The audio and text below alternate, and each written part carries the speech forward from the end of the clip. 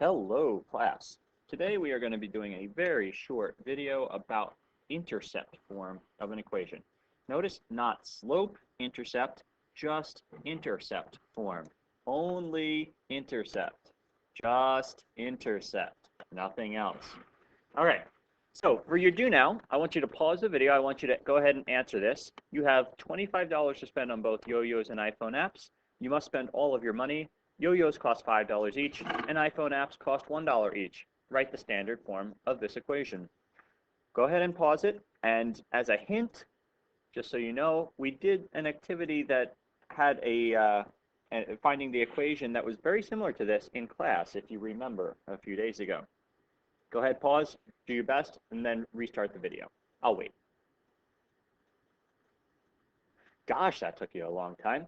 All right, so it's very, very simple. When you have two things that you're buying and you have a certain amount of money to spend, coming up with the standard form of the equation is actually quite simple. It's the cost of item 1 times the variable, so 5, and this is going to be yo-yos, so 5y. And we're going to spend $5 for each y, and we're going to spend $1 for each iPhone app, so how about I? $1 for each iPhone app. And together, those are going to add up to be exactly $25. Very simple, but that's not the point of today's video. What we're going to do from there is come up with the final type of an equation that we have not yet seen. Okay, so from the previous slide, we have 5y plus 1i equals 25.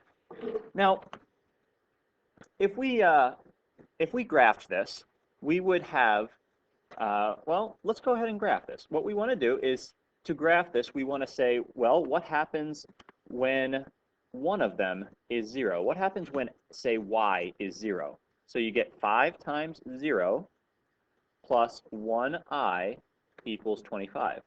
Well, if 1i equals 25, then I must equal 25. And so we have the point y is 0 and I is 25. I guess we're going to graph yo-yos on the x-axis and iPhone apps on the y-axis. Okay? And so we have the point, it's actually 0, 25 that we're going to graph. Clearly, I have not thought this all the way through because we do not have a graph that goes up to 25. So what I'm going to do, I'm going to try to find a graph that does not have any numbers on it, like so. Thank you for bearing with me. I'm going to delete this one. I'm going to put this one in its place. You can just cross out the numbers on your graph. And what I'm going to do, I'm going to say I'm going to count by, how about 5s? So 0, 25 is where I'm going to start on the y-axis, or the x-axis, I don't go any. And then 25, I'm going to go up. So that's really just 5 spaces. 1, 2, 3, 4, 5. And I'm going to put a point right about there. Okay? So that's the point 0, 25. Next, and quite separately, what I'm going to do is I am going to figure out, well, what happens when I buy 0 iPhone apps? I have 5 times each times the number of yo-yos, plus $1 for each iPhone app, which is 0, equals 25. That's going to go away. And I am left with $5 for each yo-yo equals $25. Divide by 5. Divide by 5. I must have bought 5 yo-yos. And so the point here is going to be 5, 0. And so I go to graph that. Remember, I'm counting by 5s, so my point is actually going to be right there. And then all I'm going to do is I'm going to connect this with a line, and let's make it a pretty color. How about yellow, which is clearly not pretty, but nevertheless. And it just has to go through both of those. I want that to show that it's going forever in both directions, so I'm going to make it with some arrowheads. And I'm just going to fix it there. Looks like it goes through both now. And I have graphed this equation. Great. So I have the point 0, 25 and the point 5, 0. Now what I am going to do is I am going to erase everything except the graph. And here's what I want to do. I want to start with this equation and show you how to get the last equation. And then we have the graph so that you can see what it actually means. It's really just one step from your standard form. What I'm going to do is I'm going to divide everything by this number right here. Divide that by 25, divide that by 25, divide that by 25. Well, you might think that we're going to wind up with something ugly, but that turns out to really not be the case. What I have here, the 5 and the 25 have a common factor of 5, so I am going to reduce. That's a 1, that's a 5. The 25 and the 1 are going to stay the same, and clearly the 25 and the 25 have a common factor of 1. And so look at what my equation actually becomes. It's 1y divided by 5 plus 1I divided by 25 equals 1.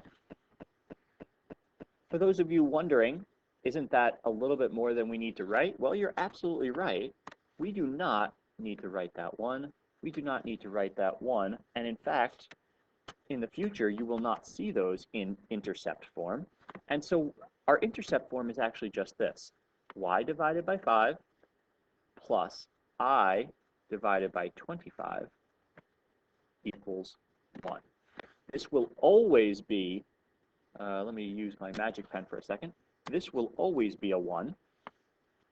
And you will always have your variable, your first variable by itself, your second variable by itself, and it turns out that these numbers here, 5 and 25, are actually quite important and quite easy to find. Your 5 here is showing up somewhere else, right there. Anybody remember what that is? That is your x, need to get out of magic pen. That is your x-intercept. It's where it crosses the x-axis. And this 25 right here, that's also showing up right here. This is your y-intercept. So what I'm going to do, I'm going to go to the next slide where I already have this ready, and I'm going to show you the intercept form of an equation. It's exactly what we just had, but here I'm going to use the standard x and y like we normally do. Standard form of an equation, x over a plus y over b equals 1. Let me give you an example. Let's say I gave you this in intercept form. X divided by 8 plus y divided by 3 equals 1. Look how easy this is to graph. Because remember, I know that my a is my x-intercept, and my b, as always, is my y-intercept. Okay, so this is my x-intercept. All I have to do is graph my intercepts. I go to the point, if this is my x-intercept, then it's where it crosses the x-axis, right here at 0, 8. I'm just going to move that up a little bit because I didn't get it quite where I wanted it. And then my y-intercept here is going to be 3, and so I just go up to where 3 crosses the y-axis. All I have to do is put a line through those 2 points. Again, make sure that your line has arrows on both ends. And remember, I like to label my line. So what I want to do here is just write, this is x over 8 plus y over 3 equals 1. See how easy it is to graph when you have it in intercept form? Because all you have to do is graph the x-intercept and the y-intercept. This is probably the easiest form for graphing. But you know, it has its limited uses after that. Nevertheless, you need to know it. So I want to go over a couple of vocabulary words. One you should be very, very familiar with. The y-intercept is where it's the y value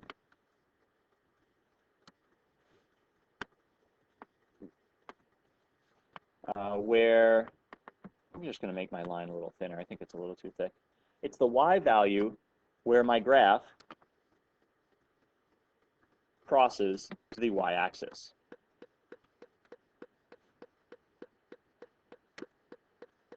Okay? It should be pretty obvious that an x-intercept would be a very similar thing. It's the x value where the graph crosses the x-axis. However, 0 of a function is not necessarily going to be as simple to understand where that comes from. Trying to get this. Let me just move that down a little bit. Let me show you the y-intercept. If you have a function, let's say y equals 2x plus 0. Let's not make it 0. Let's make it 6. 2x plus 6.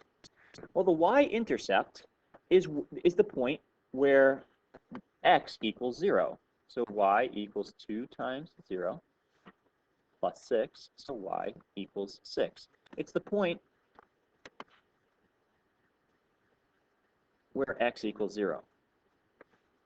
The 0 is very, very similar to that, except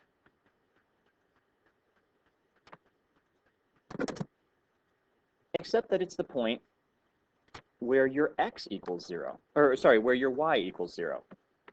And the reason we call it a 0 of a function is because it's where y equals 0. And this will come very, very, very important later on. But the 0 of a function, what you need to know is that it's the point where y equals 0. That is the x value where y equals 0. So really a synonym for the 0 of a function, and you can go ahead and write it right here, the 0 of a function is also your x-intercept. Why they have two different terms, you'll figure out later, and probably in another math class, maybe later on in this one. But nevertheless, you need to know that a 0 of a function is another word for your x-intercept. Now, we want to just do a little bit of practice. Write the intercept form of the line graph to the left. Well, this is very simple. All I have to do is find my x-intercept and my y-intercept. Y-intercept, which is b, equals 4. X-intercept, or a, equals 6. And so we have x over a plus y over b equals 1. This is super simple to write. X over 6 plus y over 4 equals 1. Just make that look like a 4, unlike what I did. See how simple this form is? We're going to move on. This one is for you to do. Write the intercept form of the line graph to the left. I am not going to bother giving you the answer to this because it really is a one-step question, and so I don't want to give you the answer to it. I want you to do the best you can, and we'll check tomorrow. Next, we want to find the 0 and the y-intercept of the function y equals 3x minus 2 by first converting the equation to intercept form. This might seem a little tricky. Well, that's probably because it is a little tricky, but once you have the hang of it, you're good. First thing we want is x and y on the same side, and we want them both on the left. So I'm going to move 3x over to here, and remember, I always want to write x first and then y. And so I have negative 3x plus y equals negative 2. Once I have this is called standard form, right? Because I have my x and my y on the left. I have all my numbers, my constant terms on the right, and they're all integers. There is only one step further to get it into intercept form, and that is to divide by this number, whatever number you have over here, divide by it. Divide by negative 2, divide by negative 2. And see what you get. Negative 3 divided by negative 2. Well, a negative divided by a negative is going to be a positive. So I have 3x divided by 2 plus y divided by 2, y divided by negative 2. That's really going to turn from a plus to a minus. So minus y over 2 is equal to 1. uh-oh, I'm in trouble because I don't know what my x-intercept is here. I don't have a single number here and nothing up here. Well, what you need to realize is that you do actually know how to write this. This is really x divided by 2/3 minus y divided by 2 equals 1. If you cannot see why this is x divided by 2/3, let's remember what we've done with fractions from the beginning of the year. X divided by 1 divided by 2 divided by 3. Remember, this is you multiply the outsides and the insides, so you get 3x divided by 2. You see how that's what I had up here? Well, it's the same thing. Anytime you have something like that, 3x divided by 2, and you want x by itself, let's give another example. 6g divided by 4, and you want g by itself on the top and a fraction on the bottom, that is equal to g divided by 4 over 6. Okay? So, really, once we have it in this form, we know what our x-intercept and our y-intercept is. Our x-intercept, A, is 2/3. And be very careful, our y-intercept is not 2, it is -2. The only tricky part there is that fraction. Everything else is very, very straightforward. Remember, we just put it in, we massage it around to get it into standard form here, and then we divide by this number here and make sure that we have x and y by themselves in the numerator, like that. Okay. Try this one on your own, and we're finally going to just do a sum up of the various forms that we have talked about. Slope-intercept, point-slope, standard form, and intercept form.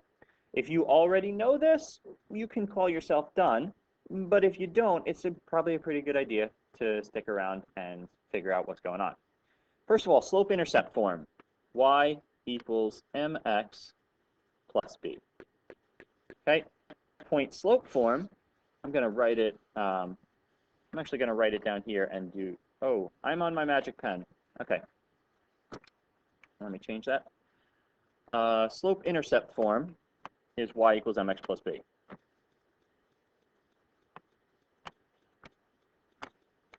And I'm going to drag it, and it's going to fit. Point slope, y minus y1 equals m times x minus x1. And I'm going to drag it, and it's going to fit. Standard form is ax plus by equals c, where a, b, and c must be integers, remember. And intercept form comes from there, but x divided by a, small a, plus y divided by b equals 1, always 1. Okay, when are they useful? Well, slope-intercept form is useful when I have a slope and my y-intercept. That's when that's useful. If I have both of those, I can easily do that. When is point-slope useful? Well, there are two different answers there. Point-slope is useful when I have a point and a slope, or when I have 2 points. Remember, I can use 2 points to first come up with a slope, and then use either one of those points and the slope in order to use point-slope form. Standard form is useful with some word problems and graphing. The word problems like we have talked about.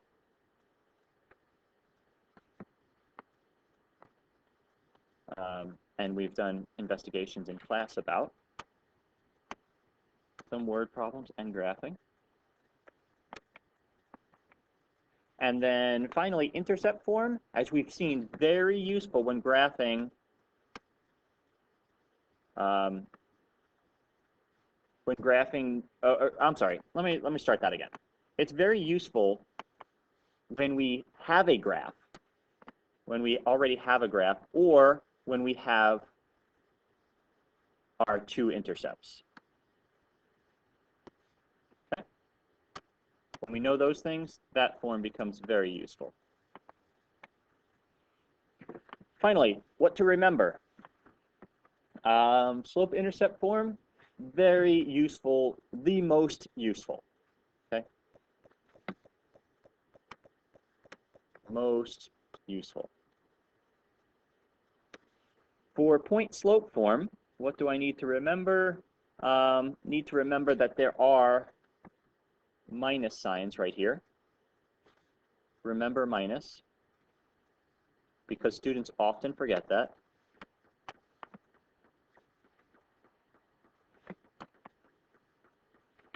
Okay.